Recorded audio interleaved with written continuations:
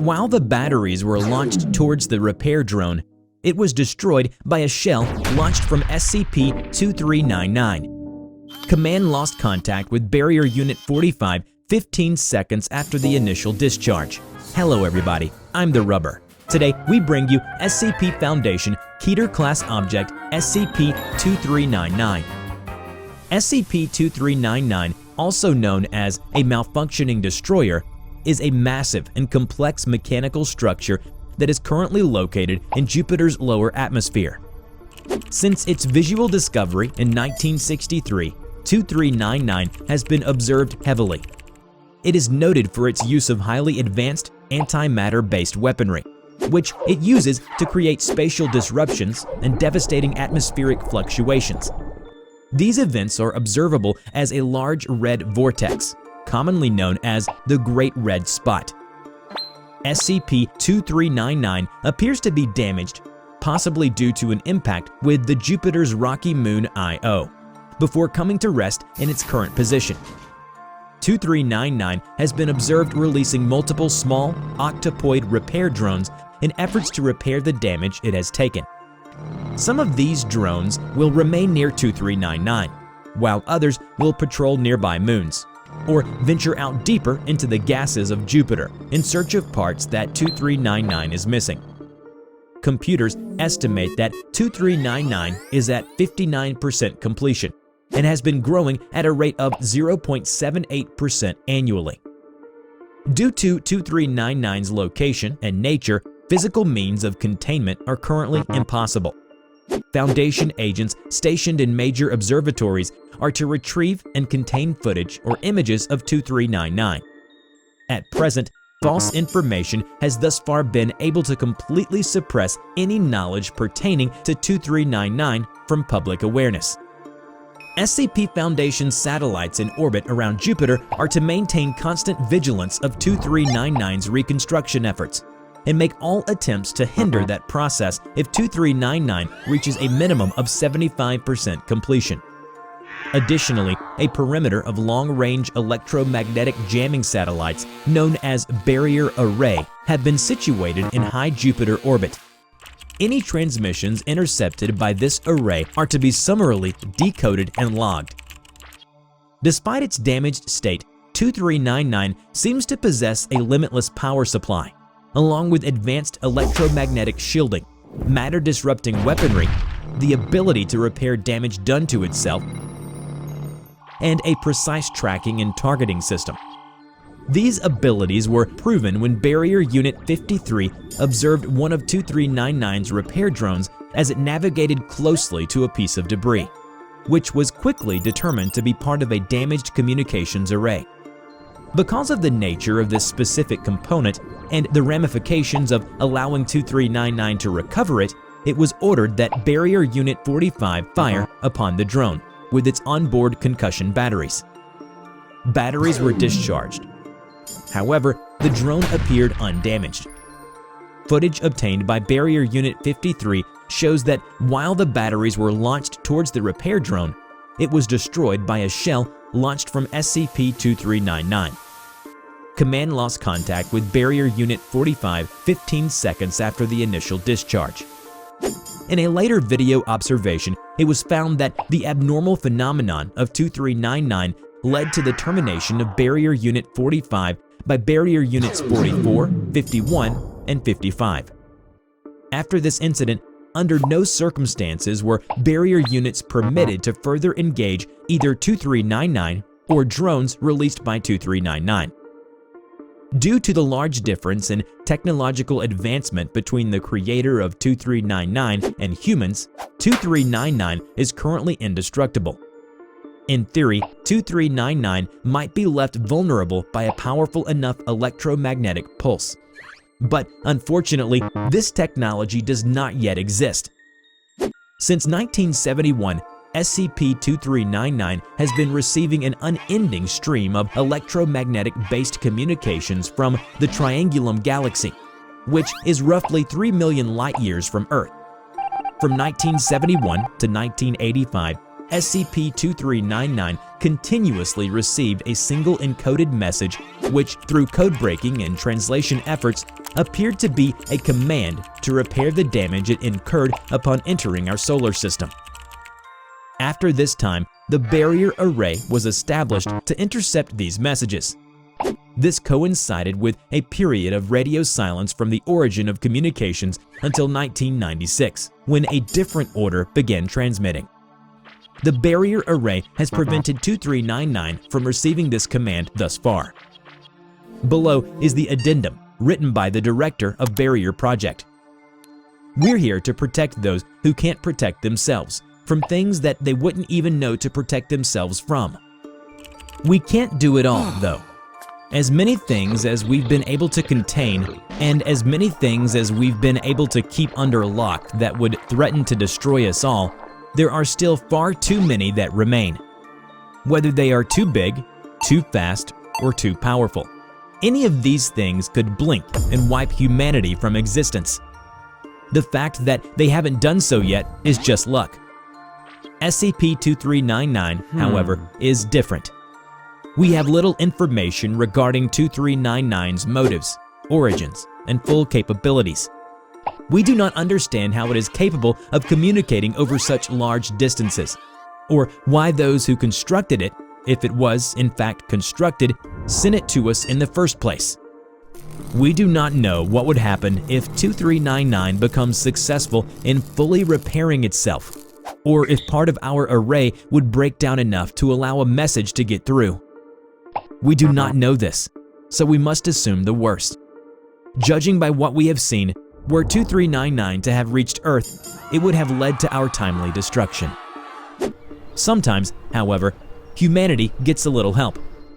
Sometimes something steps in the way of the apocalypse. For us, and for 2399, it was Jupiter. As 2399 began to slow on its approach to Earth, a researcher saw what we've been able to ascertain, that 2399 struck Io, was damaged, and was unable to escape the gravitational pull of Jupiter. Its weapons activated as they were intended, but it was Jupiter that experienced doomsday, not us. Eventually, though, it's likely that 2399 will resume full functionality and will likely be able to pull away from Jupiter and proceed to its target. As of now, we can keep hurling bombs and EMPs at it all we want, but we have got no indication that any of it will so much as scratch the thing. In fact, much to the contrary, experience dictates it would do nothing at all. If this were to happen now, we would undoubtedly be destroyed. Jupiter has given us time. For now, 2399 will remain there, reassembling itself, while we devise some way to stop it. Like it or not, we are in an arms race with this thing. Our best guesses give us something like 25 years until it is able to hear past our dampening array. Until then, we must seize the opportunity that has been laid before us.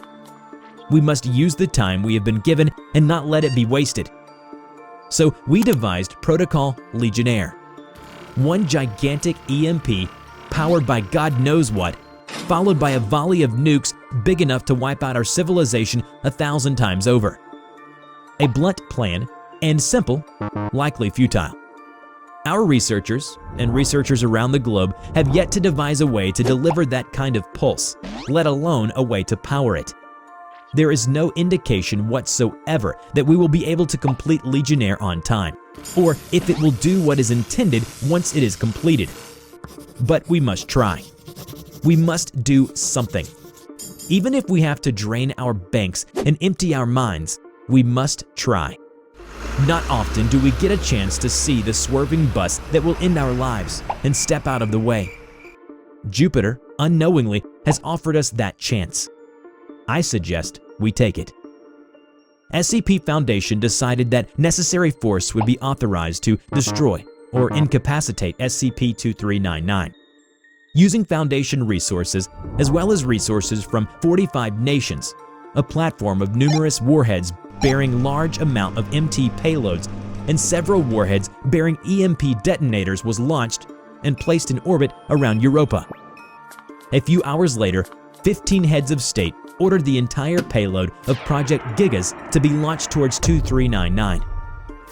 Sadly, the operation failed, and 2399 has not been destroyed. efforts to develop alternative methods of eliminating 2399 are currently underway. Marion goes to her bag again. This time, she pulls out a gun and shoots Clay twice in the heart. Hello everybody, I'm TheRubber. Today, we bring you SCP Foundation Keter Class Object SCP-055. SCP-055 is an anti-meme, an object, or an entity with self-censoring properties. An idea which, by its intrinsic nature, discourages or prevents people from spreading it.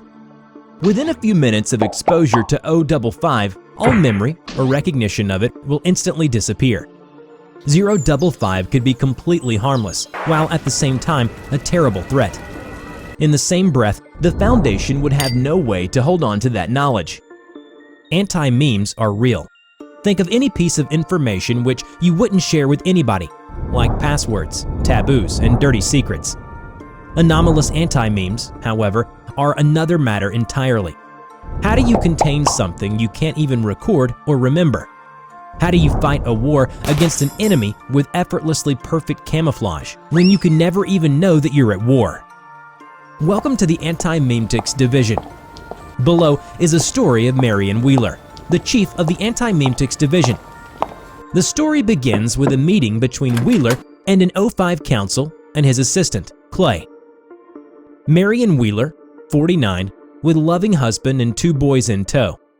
You've got full Foundation credentials, which we've never issued, including access to a list of installations and rooms which some of these locations don't exist or were torn down decades ago.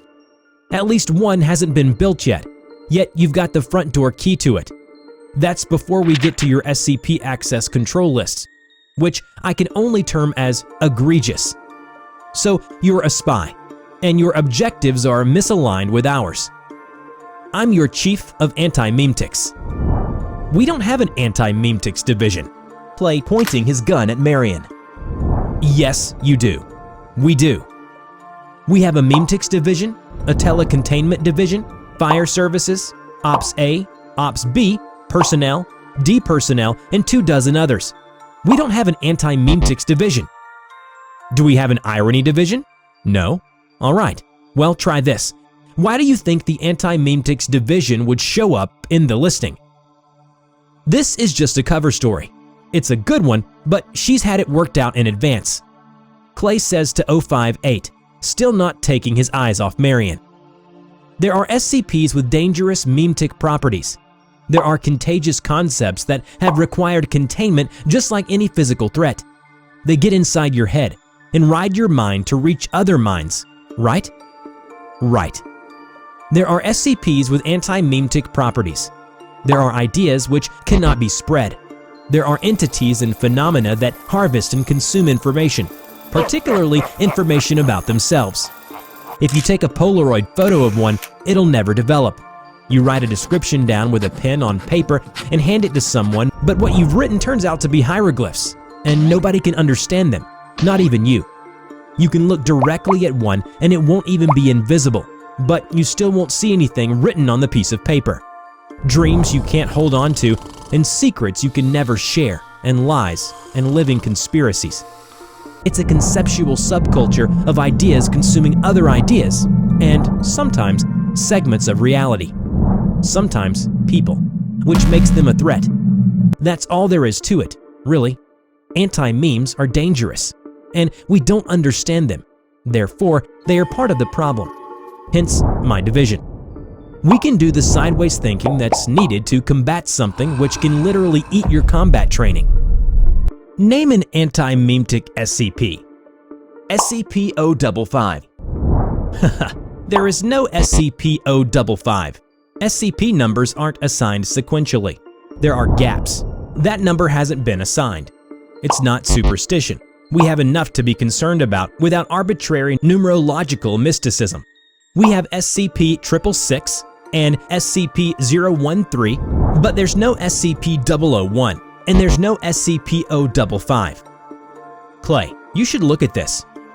He turns his monitor so Clay can see the file that he had just retrieved. Clay bent over and read it from top to bottom. Stunned, he scrolled back and read it all a second time. But The file's dated from 2008. It's got all the right flags and signatures. It's keyed and coded. It's real. You've seen this before? Never in my life, at least not that I can remember. On the other hand, if the content is accurate, both of us have probably seen it dozens of times. This isn't possible. Who wrote the file? Bart Hughes wrote the file. He's dead. What happened to him? You don't want to know. There is a very long pause, confused and surprised at the magnitude of the claim, and in pure disbelief, and finally, horror. What would happen if we did know? It would happen to you as well. As for the rest of your questions, we manage that pharmaceutically. You know we have Class A amnestics for people who desperately need to forget things. Of course you do. Who could forget about Class A amnestics? Well, in anti-memetics, we have a different pill for people who need to remember things that would otherwise be impossible to remember. Amnestics Class W, X, Y, and Z. Marion reaches into her bag and pulls out a blister pack and pops a pill out. It's hexagonal and green. These are Class W amnestics, the weakest suitable for continual use. 2 pills per day. Go down to the site pharmacy and ask. The pharmacist will claim they don't stock any such thing. They're misremembering. Tell them to double check. And now, I think I get it. I see why we're having this conversation at all. Yes. Marion popped a second pill out and handed it over to him. It's because you missed a dose. You're supposed to be on these the same as me and everybody on my staff. It's the only way we can work. You forgot to take a pill, and then you forgot all the information that the pills were helping you retain. You forgot why you were taking them, who gave them to you, and where to get more. You forgot about me and my entire department. And now I have to bring you up to speed. And if I take this, I'll remember this whole conversation and we won't have to have it again? Hopefully not. He and Marion swallowed the pills. So what is SCP-055? SCP-055 is nothing. It is a powerful information auto-suppressor. As far as experimentation has uncovered, it can only be defined in negative terms. We can only record what it isn't. We know it isn't safe or Euclid. We know it isn't round or square or green or silver. We know it isn't stupid. And we know it isn't alone. But what we do know is that it's weak. It's weak because it's the only anti-memetic agent in our possession, which has a physical entry in the files. We have paper records of the thing. We have containment procedures. It's not safe, which means it's dangerous, but it's contained. You have procedures? Where? Marion points at her head. Then how many other anti-memes are there? How much more dangerous do they get? 10 that I know of.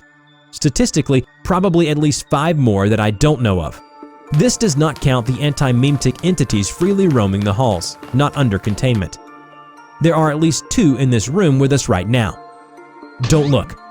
I said don't look! It's pointless! 058 does an impressive job of controlling himself, keeping his attention focused on Marion. Clay doesn't fare so well, and quickly sweeps the whole room, but finds nothing. There is an invisible monster that follows me around? It likes to eat my memories. Don't look it up, it's not there. I've learned to manage with it. It's like a demanding pet. Marion goes to her bag again. This time, she pulls out a gun and shoots Clay twice in the heart. How did you know? Marion stands, aims more carefully, and shoots him a third time, this time in the head. How did you know? Because you were supposed to be taking Class W amnestics. You can't skip a dose of Class W amnestics. You can postpone a dose, but you can't forget unless someone actively prevents you from taking it. There's only one person who could get close enough to you to do that. Your assistant. He's an anti-meme. And since when do you have an assistant? You don't have an assistant. Look at this office. It's got one desk. You've got a receptionist outside. She's the one who screens your calls and schedules your meetings. Where does Clay even sit? Is he dead? Maybe. I can put his corpse in our research queue, and we'll see what we can see when we open him up. I don't know what Clay was, but he had a human body, which instantly makes him weird, even by our standards. As ever, the search for stalemate continues. I will let you know if we get any closer. Any side effects of these pills? Nausea and a dramatically increased risk of pancreatic cancer. Oh, and very bad dreams. I suffered from nightmares for years. Name a way to die, and it happened to me in my dreams. Being cut in half, drowned, eviscerated by an amorphous creature. Just dying each and every night with a myriad of ways and no possible comfort in sight, other than waking up, of course. One night, as if I have completely given up resisting the nightmare, which I usually done so via the means of pills and whatnot, I decided to just let whatever nightmare that was about to consume me to do whatever it wanted. I've suffered for so many years, what's another night? However, that night was different. It started out bad, as usual. Thunderous black clouds roaring, looming above a field of cracked grounds that seemed to stretch on forever. Then, countless enormous asteroids appeared in the sky, superheated rocks shooting down into the earth around me as it traveled towards me, piercing through the atmosphere with ease. However, as I was about to accept my fate to be squashed by the space rocks, the nightmare took a strange turn of events. A yellow streak of light zoomed across the sky towards the asteroid that was closing in on me. And as soon as it made contact with it, the Earth-destroying rocks shattered in 1,000 pieces as a faceless entity appeared in front of me. Still, the nightmare went on. While I was untouched by the asteroids, they kept raining down all around me, collapsing grounds, forming deep pools of lava. Yet, I felt somewhat at ease, even in front of the featureless entity which by its nature should be anxiety-inducing.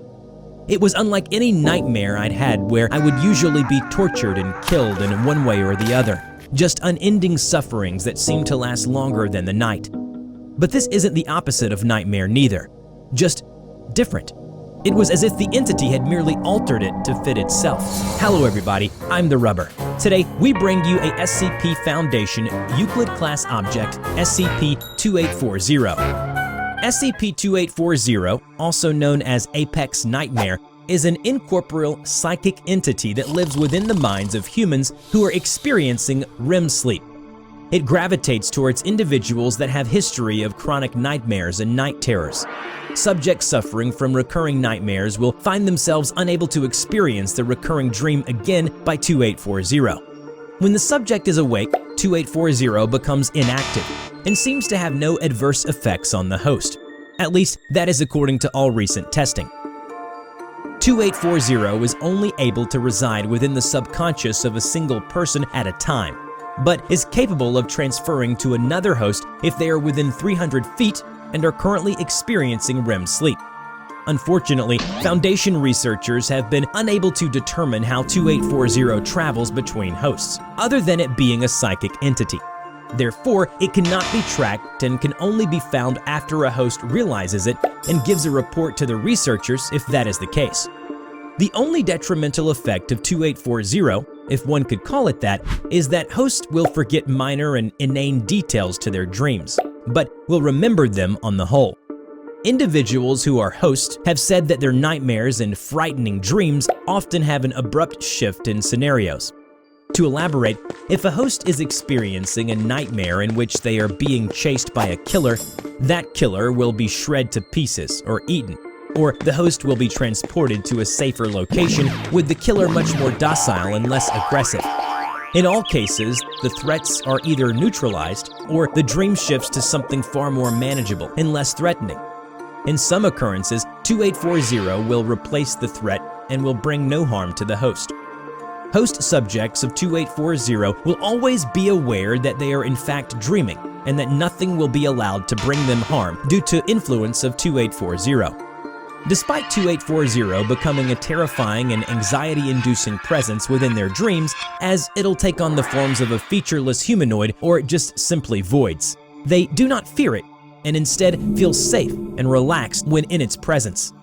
Fascinatingly, the hosts are able to decipher what form or shape 2840 took in their dreams and can recount it in detail when they are awake. 2840 was discovered in an undisclosed psychiatric hospital. Dozens of patients reported similar dreams wherein they were experiencing horrifying dreams, only to be saved by a featureless yet benevolent entity. The Foundation then embedded an agent within the hospital to analyze the situation and investigate the potential threats of 2840. When none could be found, the agent then figured out a solution to contain the incorporeal entity. The then current host of 2840 was determined to be one of the patients within the hospital was extracted for containment. A couple more D-class subjects were chosen to host 2840 as well. They were ordered to follow a strict sleep schedule as outlined by Dr. Bridge and are housed in a humanoid containment suite within Site-66. The hosts are treated fairly and are given whatever they need to be comfortable, within reason.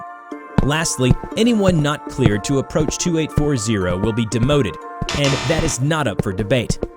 While 2840 has not shown any violent tendencies toward its hosts nor anyone else, researchers have determined it to be safe, but have given it a Euclid class for its potential to escape containment. The O5 Council is skeptical of the supposed good nature of 2840. It has not been uncommon for classifications to change from safe to keter in the past once more information had been obtained, often with disasters preceding such a change. Their primary concerns are twofold. One, why is it that 2840 takes it upon itself to save its hosts from their nightmares? What does it have to gain from such an undertaking? Secondly, is this psychic entity an actual entity or a psychic parasite of some kind that feeds off the fear and hate generated by nightmares, and the saving is merely a byproduct of its actions? This leads the O5 Council to believe that 2840 may at some point in the future become a threat. Lead researchers of the site were gathered in the room for a briefing. SCP-2840 has recently come to my attention, and the attention of the rest of the O5 Council. We believe that while 2840 is harmless for the time being, it could change at any given time. I understand that its Euclid status is given simply because of how easily it could transfer itself to another host and escape confinement. The O5 Council, however, believes it could potentially have some hidden motives we are not yet privy to. We are rather tired of being blindsided with SCPs which were given safer classifications only for them to become keter and threaten the world. We are protectors, not gods. One day, if we are unlucky enough, we may encounter an SCP who may do such a thing again. At least the next time, we would like to be a bit more prepared. So stay vigilant. That is all. Thank you. Some researchers secretly scoffed at this as they believed to have studied 2840 in depth enough to determine that it posed no threat to society at large at all. Others took the Council's caution to heart and began heavily documenting each and everything about 2840, and Dr. Bridge was one of them. It can't simply do it out of altruism, can it? There has to be some sort of motive, Dr. Bridge thought. He then asked the host of 2840 to record everything they remember about their dream each day after they wake up. They reported various scenarios. One mentioned being chased by a serial killer, and then saw the pursuer was attacked and torn to pieces by a featureless figure. Another was lost in being hunted in a dark forest, with the hunted being the figure going after him in a relaxed pace. Another reported dreaming vividly about drowning in endless pitch-black water, then experienced a sudden relief when the water disappeared, causing him to be falling down in nothingness. So, the entity didn't appear when the water disappeared, or when you were falling? No, but I could feel its presence. When I was falling rapidly with no end in sight, I should be very afraid, or at least anxious, yet I was completely at ease.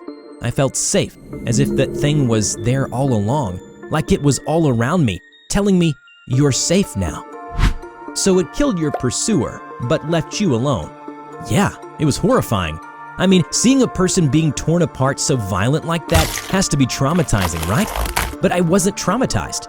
In fact, I felt grateful. And I knew I was being hunted. Then I saw the featureless thing, and boy, was it so much more scarier when I couldn't even see who or what was after me. I tell ya, being alone in that dark forest was enough to creep me out. I didn't need another thing that I can't see to be hunting me. Know what I'm saying? Throughout the reports, Dr. Bridge gathered one common trait. While their nightmares were altered but take away the sense of safety experienced by the subject when they saw 2840. They were still, by all accounts, nightmares. In the dreams, threats were eliminated, and fear was made disappear, almost as if they were all consumed by 2840. Then, instill a sense of security to its host.